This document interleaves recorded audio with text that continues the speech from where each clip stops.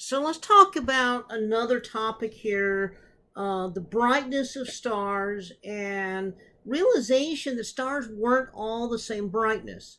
Remember we talked about the HR diagram, and we said that on the HR diagram that you could have, for example, most stars were on the main sequence, but stars that were up here were the same temperature as stars down here, but they were brighter, and that meant they had to be bigger.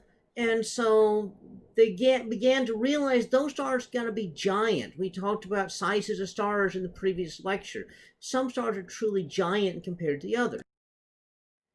You can sort of estimate the size of a star by looking at the width of the spectral lines. Typically, the narrower the spectral lines, the brighter the star is, and the wider the spectral lines, the dimmer the star is. So this would be a bigger star, and then that'd be a smaller star. So you again look at the HR diagram. Remember that hotter is to the left, cooler is to the right, brighter is to the top, dimmer is to the bottom. So if you have a star that's up here, that star is exactly the same temperature as a star down here, but it's obviously vastly brighter, so it has to be vastly bigger. Well, this star over here is going to be the same brightness as that star, but it's much hotter, so it has to be much smaller.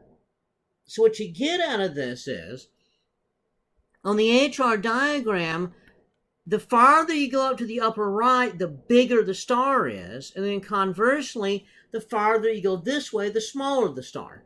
So if we imagine the sun and say the sun is one solar radius here, then as you go this way, you get bigger. As you go this way, you get smaller.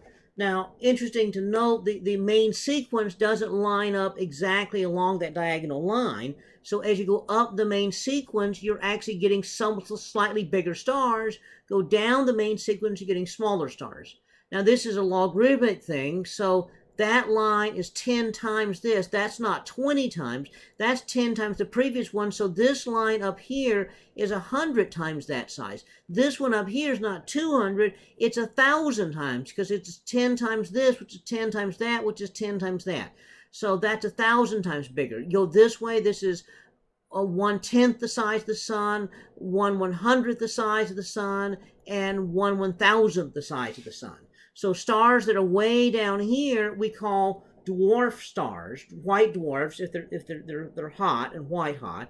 Okay, these would start called red dwarfs because they are much smaller than the sun and they're reddish in color. And then these would be like red giants up here to the right because they're reddish and they're clearly giant type stars. And then really, really giant stars we call supergiants. Now the term dwarf, giant, and supergiant actually comes about from a classification system that was proposed by William Morgan and Philip Keenan. And so they developed a way of classifying stars based on luminosity. And they gave a Roman numeral to each luminosity class.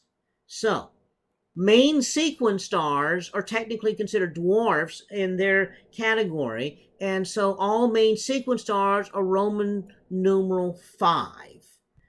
And the giant stars are Roman numeral 3, and then the bright giants are Roman numeral 2, and then the less luminous, or the supergiants, then bright supergiants that are 1s, but they're like 1A or 1B.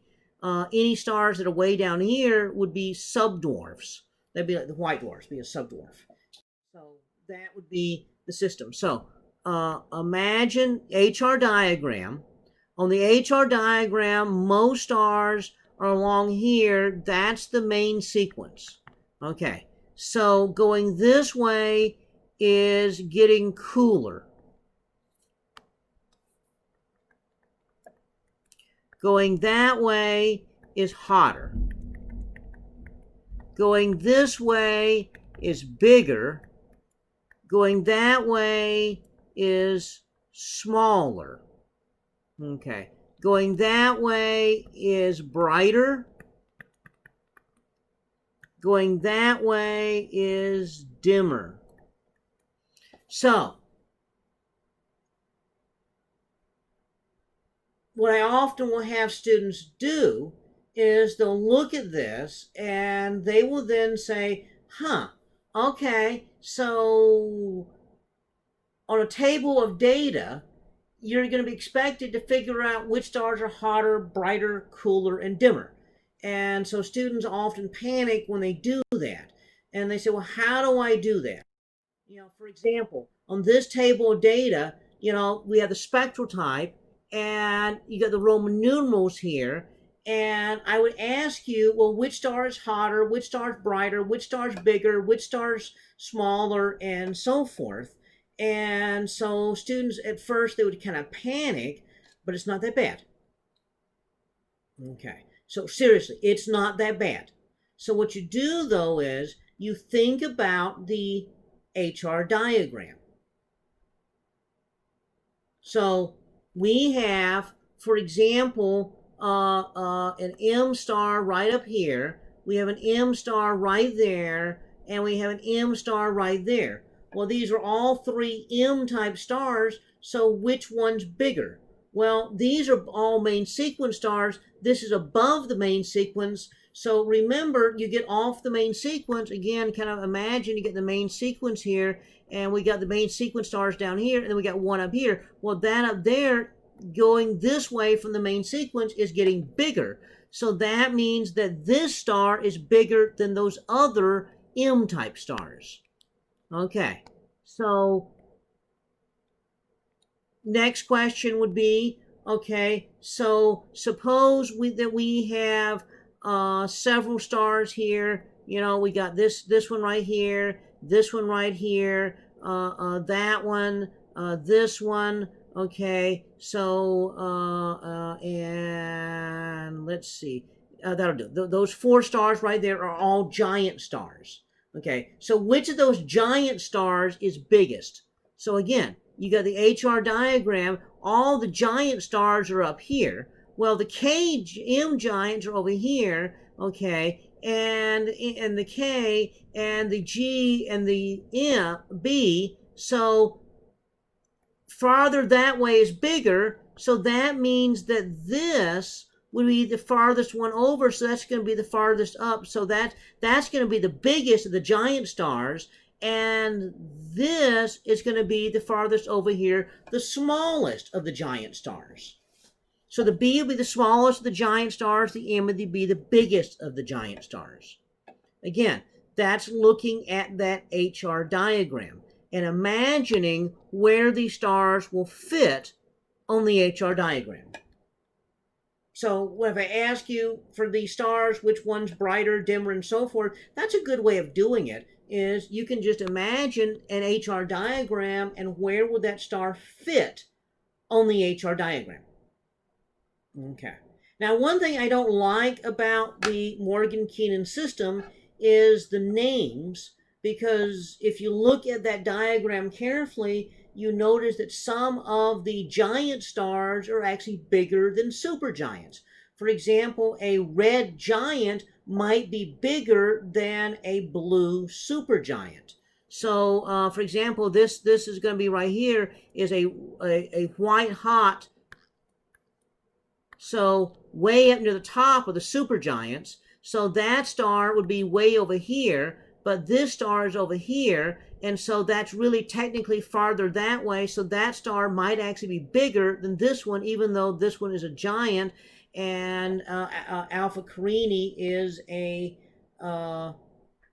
actually a supergiant. So I don't really like the names that they assign to these things, but I wasn't the one that did it, and these are the standard sort of names that we use. But this is how you'd look at this chart and figure out size. And so that's a useful tool, be it by just looking at the spectral type, and we normally put the luminosity class with the spectral type. You can now find out even more about stars. Should also point out the spectrum also tells you something about the rotation rate of stars. That by looking at how the spectral lines are, you can also tell how fast the star's rotating. And stars that rotate a whole lot can act, because they're a big ball of gas, they can actually flatten out. The star Regulus is actually rotating so fast, it's almost tearing itself apart. Centrifugal force is pushing the edges out, so it's not even round, it's kind of oblong here. The sun rotates, once every few weeks, and so the sun actually looks kind of round compared to a star like Regulus. This also would change things. If you look at Regulus from one side versus the other side, you see more of it, and so it would actually look brighter from one side than from another.